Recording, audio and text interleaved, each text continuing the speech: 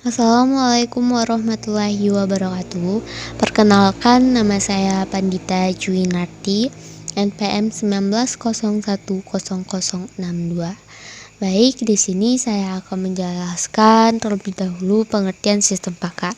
Sistem pakar adalah sistem informasi yang berisi pengetahuan seorang pakar sehingga dapat digunakan untuk konsultasi.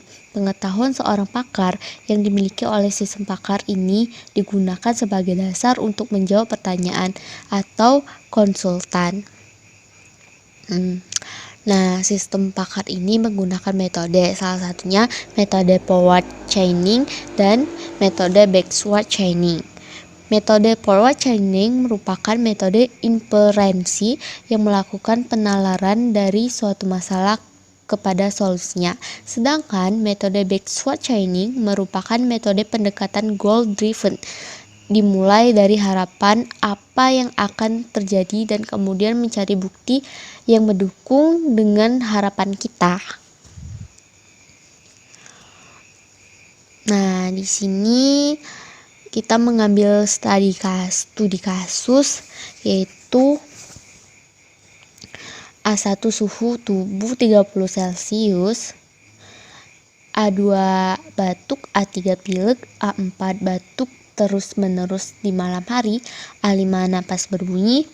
Daftar penyakit yang ada di dalam knowledge base sebagai berikut: P1 demam biasa, P2 batuk biasa, P3 influenza atau infeksi virus, P4 batuk rejan, P5 infeksi saluran pernapasan.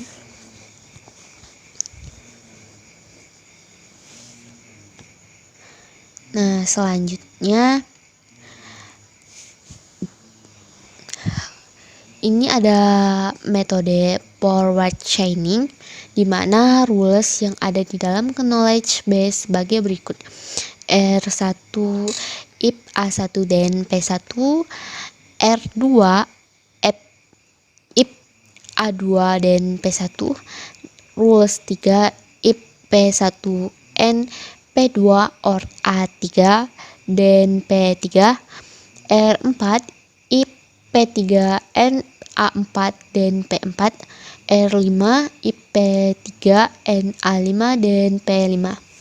Jika fakta gejala pada seseorang adalah demam, batuk, dan batuk tersebut lebih sering di malam hari, atau A1, A2, A3, tentukan kesimpulan penyakit yang diderita menurut sistem. Nah, di sini digambarkan rules dari ketiga fakta tersebut, maka dapat dibuat diagram forward sesuai rulesnya, yaitu jika A1 maka P1, jika A2 maka P2, jika P1 maka P2 atau A3 maka P3, jika P3 dan A4 maka P4, jika P3 dan A5 maka P5. Nah, berdasarkan gambar diagram forward di samping, didapat kesimpulan bahwa P4 adalah penyakit batuk rejan. Selanjutnya dari kita ke metode backward chaining.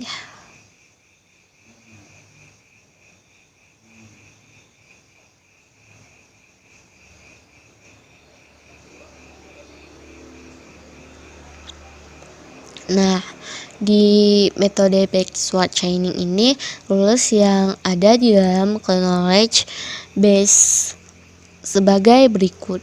Rule 1 if A dan P1, R2 if A2 dan P2, R3 if A P if P1 and P2 or A3 dan P3, R4 if P3 and A4 dan P4, R5 P3, Na5, dan P5.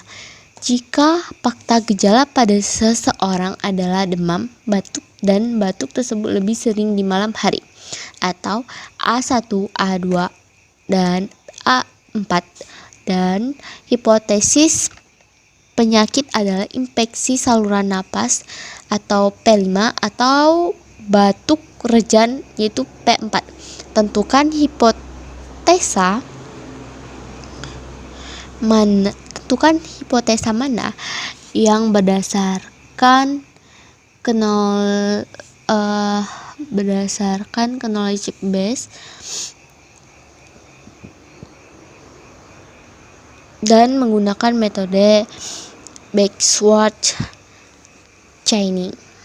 Maka dapat kita lihat dari faktanya, yaitu A1, A2, dan A4, dan hipotesa penyakitnya yaitu P4 dan 5 dapat kita lihat di rules diagram tersebut, yaitu jika A1 maka P1, jika PA2 maka P2, jika P1 dan P2 atau A3 maka P3, jika P3 dan A4 maka P4, jika P3 dan A5 maka P5.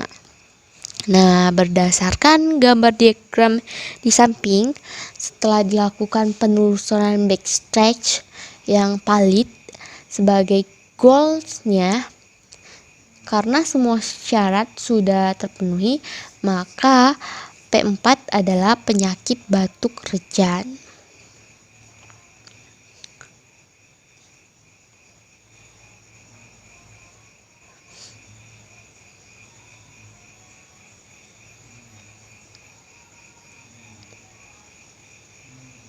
Berarti dapat kita simpulkan bahwa metode backward chaining A4-nya batuk rejan, dan metode forward chaining-nya P4-nya adalah juga penyakit batuk rejan.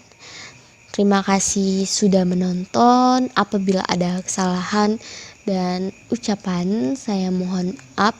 Wabillahi taufik walhidayah. Wassalamualaikum warahmatullahi wabarakatuh.